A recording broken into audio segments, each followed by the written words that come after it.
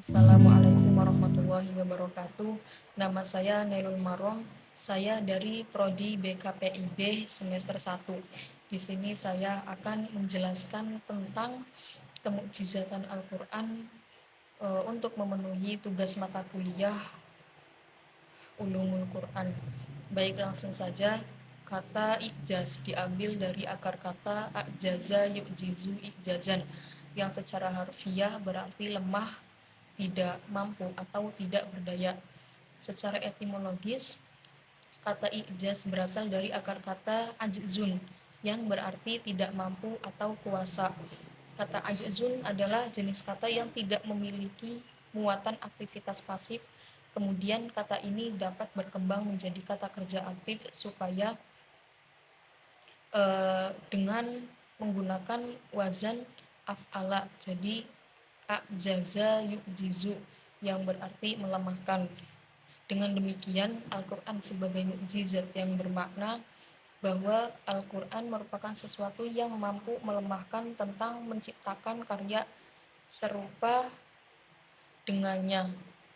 Menurut Al-Jurjani, mukjizat ialah suatu hal yang luar biasa yang menyalahi kebiasaan, mengajar pada kebaikan dan kebahagiaan disertai dakwaan kenabian, bertujuan untuk menampakkan kebenaran orang yang mendakwakan bahwa dia adalah seorang utusan dari Allah Subhanahu wa taala. Mukjizat ialah suatu hal yang luar biasa yang bertujuan untuk membuktikan kenabian seorang nabi dan membuktikan kerasulan seorang rasul dan menambahkan keyakinan bagi para pengikut nabi tersebut, dan tidak ada yang dapat mengalahkannya atau berbuat sepertinya.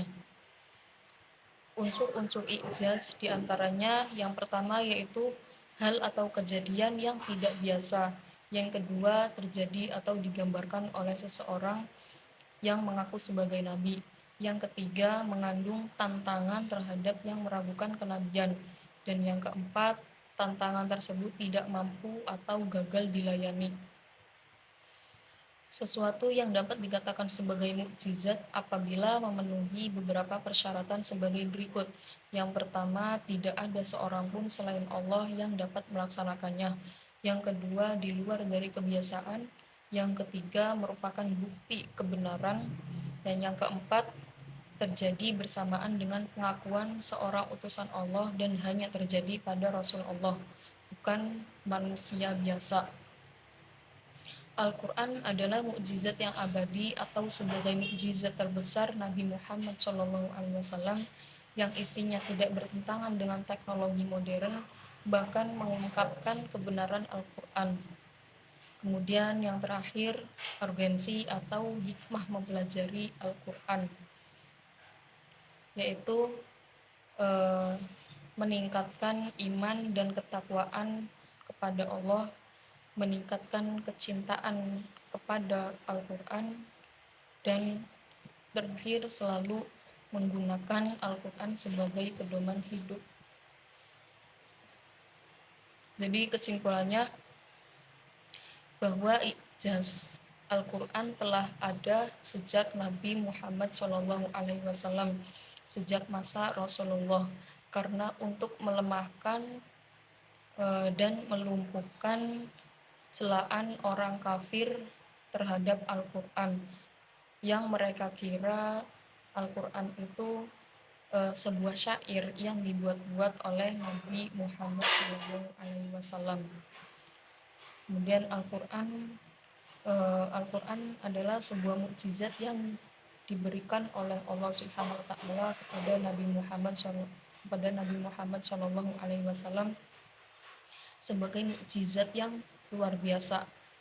Jadi Al-Quran itu mukjizat yang luar biasa, yang abadi, yang tidak bertentangan dengan yang lainnya, juga disaksikan oleh orang-orang pada zaman Nabi Muhammad SAW dan dibuktikan oleh orang-orang setelahnya sampai hari kiamat.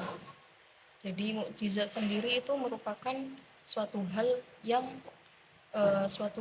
luar biasa yang bertujuan untuk membuktikan kenabian seorang nabi dan kerasulan seorang rasul.